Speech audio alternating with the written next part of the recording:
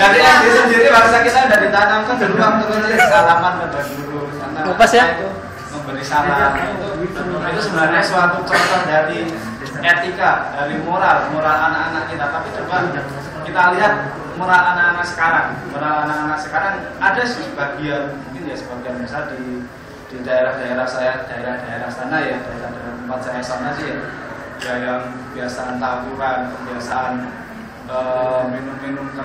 minuman keras, kebiasaan nafsa, nah seperti itu. Katanya kalau nggak gaul loh, nah seperti itu, katanya seperti itu. Tapi apakah setelah kita pikir-pikir, setelah kita berpikir dengan kita berperilaku seperti itu, apakah sesuai dengan apa yang mereka katakan gitu? Kalau lu nggak minum, lu nggak gaul gitu. Kalau lu nyungsep minum itu nggak teman gue ya, gitu lah. Itu bahasa-bahasa orang Jakarta mungkin seperti itu gitu. Tapi dengan seperti itu, apakah benar gitu? Dengan perbuatan yang seperti itu, apakah itu seperti itu menunjukkan suatu etika? Apakah seperti itu budaya dari bangsa Indonesia? Apakah seperti itu merupakan ciri-ciri dari bangsa Indonesia sendiri? Saya rasa itu semuanya. Kalau etika berasal dari bahasa Yunani yang berarti ethos, merupakan prinsip moral yang termasuk ilmu tentang kebaikan sifat dan hak.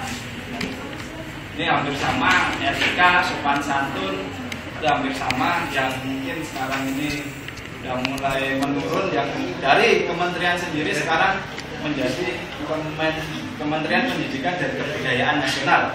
Yang dulu kan cuma Kemendiknas, sekarang ditambah Kebudayaan Nasional. Kenapa? Karena menurut pengamatan nilai-nilai kebudayaan Indonesia yang dulu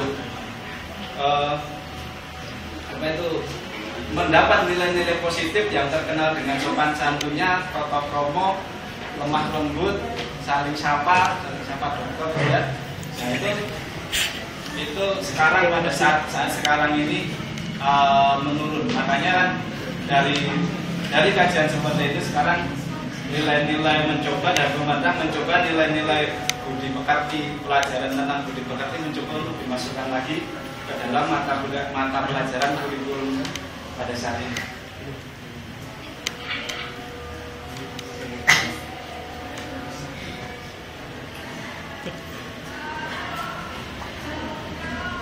Ada beberapa faktor dari menurunnya degradasi moral dan etika.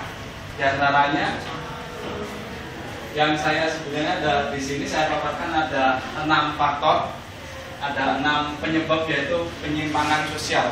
Dari masalah sosial sendiri, penyimpangan sosial sendiri, contohnya dalam kita bermasyarakat, dalam kita bersosial, kita sendiri bagaimana dengan kita bersosial, kalau tergantung sama lingkungan, bagaimana kalau kita bersosial dengan yang lain, karena masuk sosial itu maksudnya tidak dapat hidup dengan cara sendiri, manusia tidak hidup secara sendiri, tapi bisa hidup bermasyarakat sosial.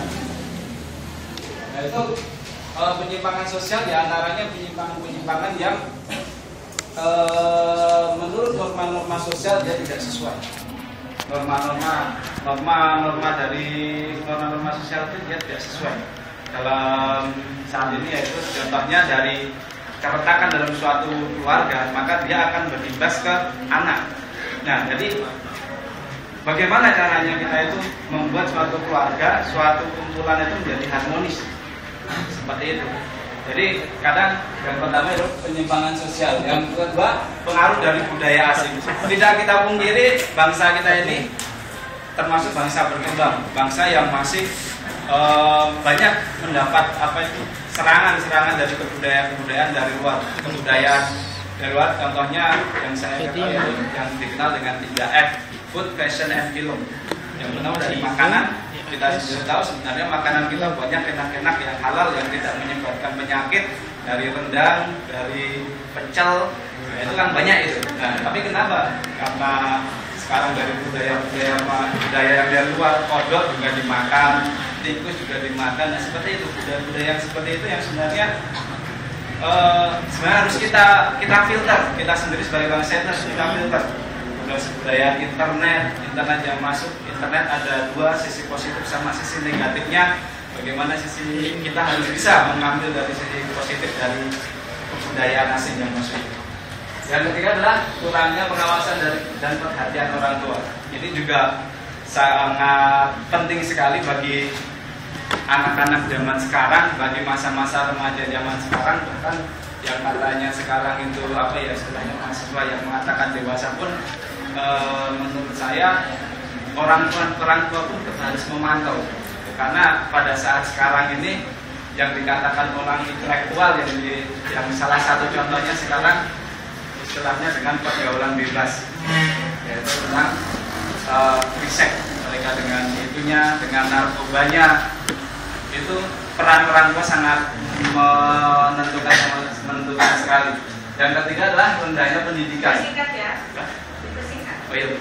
Yang ketiga adalah rendahnya tingkat pendidikan yang belum merata, pendidikan yang belum setara, maka akan membuat kita menerima sesuatu itu kita terima mentah gitu. Jadi semuanya sebagai contoh, kita nama internet bisa mencari apa-apa, bisa mencari apa-apa di situ.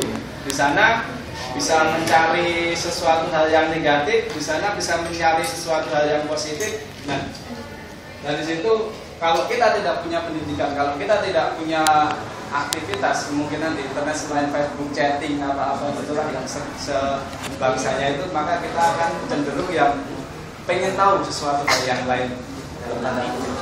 Yang selanjutnya adalah kurangnya keefisien dan keefektivitasan lembaga sosial masyarakat dari LSM sendiri, dari pihak-pihak pemerintah. Harusnya dia memberikan apa itu penyuluhan, dia memberikan suatu selebaran pamflet dengan di jalan-jalan silent to drugs. Nah, seperti itu.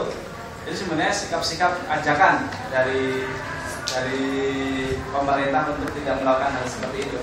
Yang selanjutnya adalah media massa atau media informasi yang sekarang ini tidak terbendung lagi, apalagi sekarang ini pemerintah memberi leluasa dari pihak para produser film di luar negeri untuk membuat film di Indonesia. Itu ada sisi positif, ada sisi negatifnya. Kita sebagai bangsa, kita yang sebagai bangsa yang bermoral, maka kita harus bisa menyaring itu semua. Selanjutnya, ini yang saya dapatkan perilaku siswa remaja anak SMP SMA. Saya dapatkan datanya seperti ini. Teman-teman bisa menilai sendiri kalau anak remaja kita, anak generasi penerus bangsa kita, perilakunya sudah seperti ini. Dengan 93,7% pernah ciuman, petting, sama seperti itu yang bangsanya. Terus 62,7% tidak perawan. Bahkan di Jogja yang kemarin ikut pengajian, dan saya sendiri sebagai orang Jogja, penelitinya itu Pak Iip Wijayanto, dosen UGM itu 99,9%. Nah, itu sudah tidak perawan. Dari wanita di Jogja tidak perawan. Dia risetnya dilakukan di Jalan Kaliurang. Mungkin kalau orang yang pernah ke Jogja tahu tempatnya. Tahu.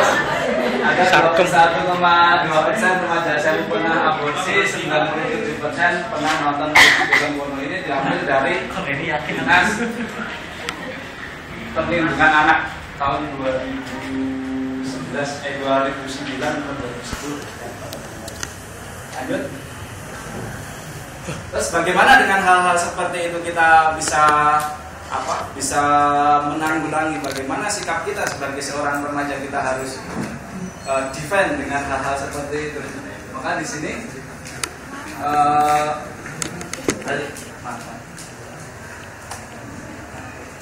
ada beberapa aspek yang dapat menanggulangi degradasi moral.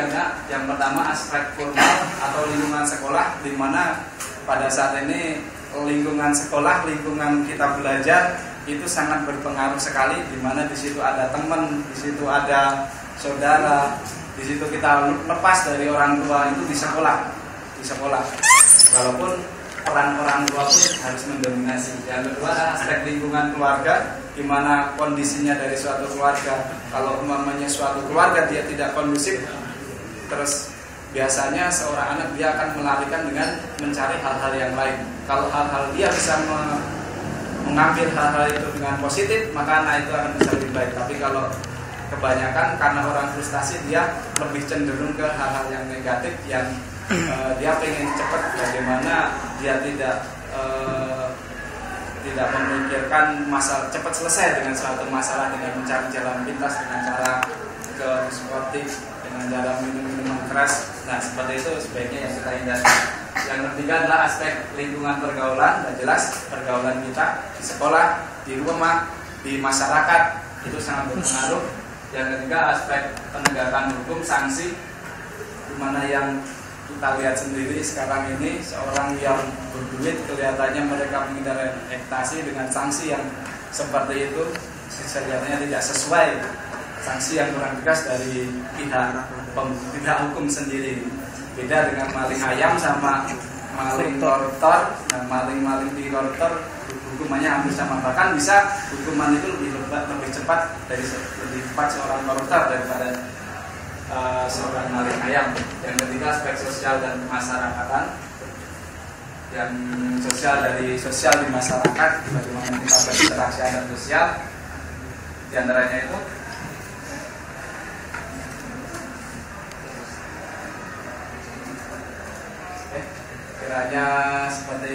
hanya sebatas itu yang bisa saya paparkan pada kesempatan kali ini karena terbatasnya waktu. Mungkin ada pertanyaan.